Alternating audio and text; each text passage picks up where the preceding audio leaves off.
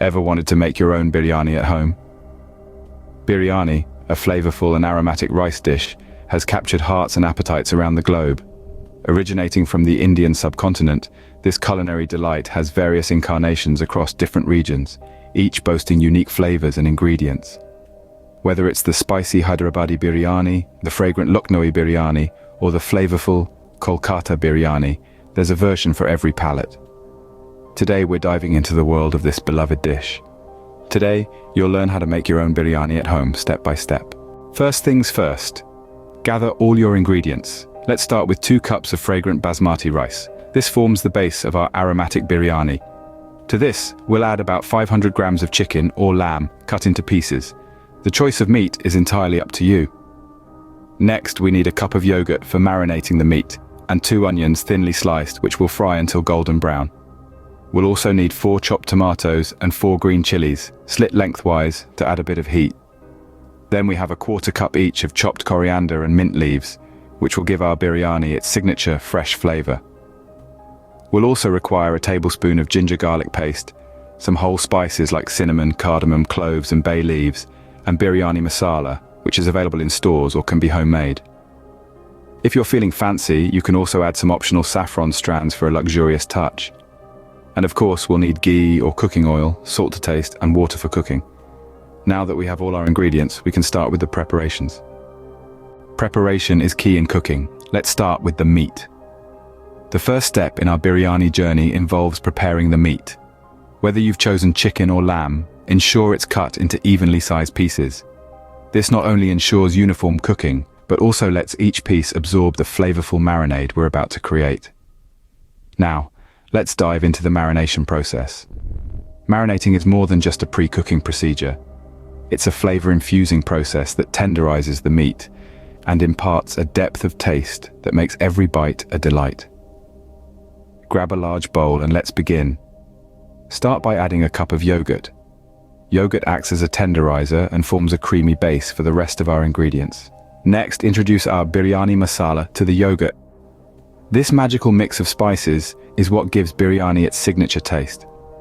Following the masala, add a tablespoon of ginger garlic paste. This potent paste adds a robust flavor that complements the spices beautifully. Now let's bring in some green. Add a 1/4 cup each of chopped mint and coriander leaves. Their fresh, aromatic flavors balance out the richness of the other ingredients.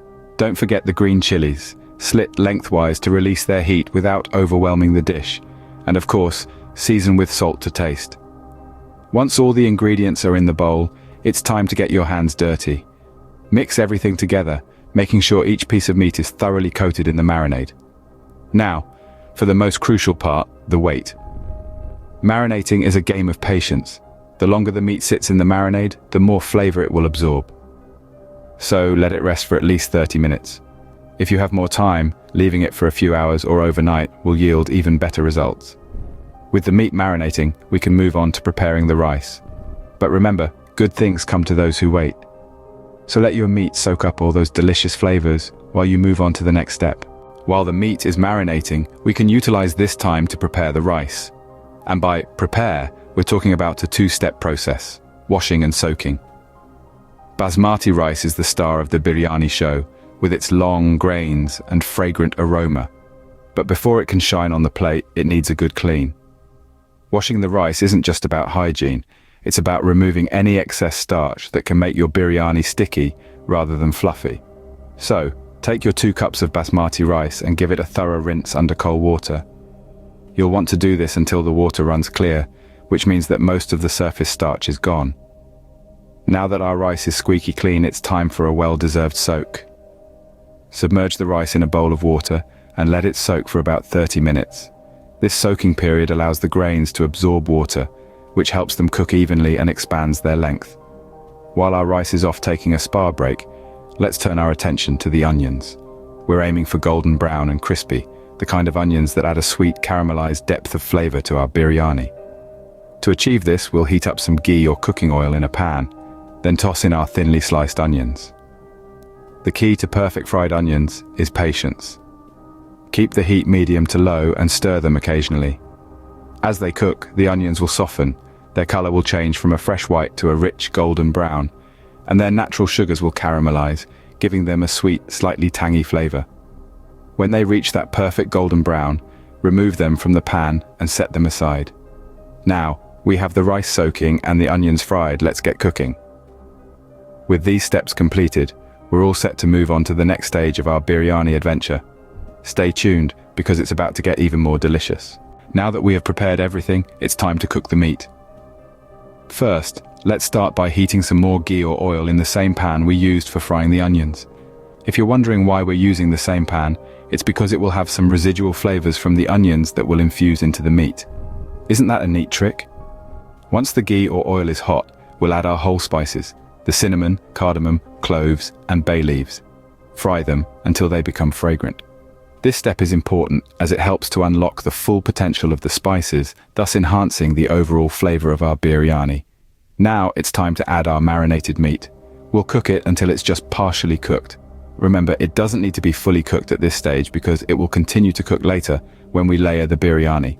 Speaking of layering, that's our next step. In a separate pot, we'll start by placing down a layer of the partially cooked meat. The reason we put the meat at the bottom is because it needs more heat to cook than the rice. Next, we'll top the meat with a layer of partially cooked rice. The rice will absorb the juices from the meat as it cooks, giving it an incredible flavor. We'll repeat these layers, always ending with a layer of rice. If you're wondering why, it's because the top layer of rice will create a steam barrier that helps to cook the meat and rice evenly. Once we've finished layering, we'll garnish the top with some of our crispy fried onions, chopped coriander leaves, and chopped mint leaves. These will give our biryani a burst of flavor and a beautiful color contrast. With our biryani layers ready, we're almost there. We're just a few steps away from enjoying our delicious homemade biryani, so stay tuned. The final step in making biryani is dum cooking. Dum cooking, or slow cooking, is the heart of biryani preparation. This technique, which has been passed down through generations, is what infuses the dish with its signature depth and complexity of flavor. The magic of dum cooking lies in its simplicity. All it requires is a tightly sealed pot and a low, steady heat source. To begin, you'll need to cover your pot tightly with a lid or aluminum foil. This is crucial as the objective of dum cooking is to trap all the steam inside the pot, creating a sort of pressure cooker environment. The trapped steam will then circulate within the pot, cooking the rice and meat to perfection and melding the flavors together. Once your pot is securely sealed, place it on a low heat. This is not a step you can rush. It's all about slow, gentle cooking, allowing the flavors ample time to develop and permeate through every grain of rice and morsel of meat. The low heat ensures that the bottom layer doesn't burn while the top layers are still cooking. You'll let your biryani simmer on this low heat for about 20 to 25 minutes. As it cooks, the flavors of the spices, meat, and rice will intensify and merge, creating a symphony of taste that is the hallmark of a good biryani. Once the time is up, remove the pot from the heat, but resist the urge to peek inside immediately.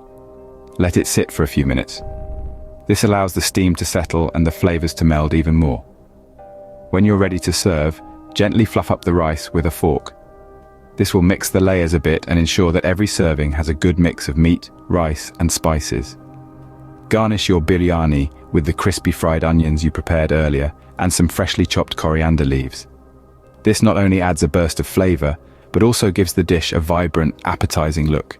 You can serve your biryani hot, accompanied by raita or a simple salad. The cooling raita or fresh salad provides a perfect contrast to the rich, spicy biryani, making each mouthful a delight. And there you have it, your delicious homemade biryani is ready to be served. The love, effort, and patience you've put into preparing this dish will surely shine through in every bite. Enjoy your culinary masterpiece. Congratulations, you've just learned how to make biryani at home. From gathering fresh ingredients, marinating the meat, to layering and cooking your biryani to perfection. You've done it all. You've also gained an appreciation for the delicate balance of spices and the art of slow cooking that makes biryani so special. It's now your turn to put on the chef's hat and bring the aromatic delight of homemade biryani to your own kitchen. Thank you for watching. If you found this video helpful, don't forget to like, subscribe, and share. Happy cooking!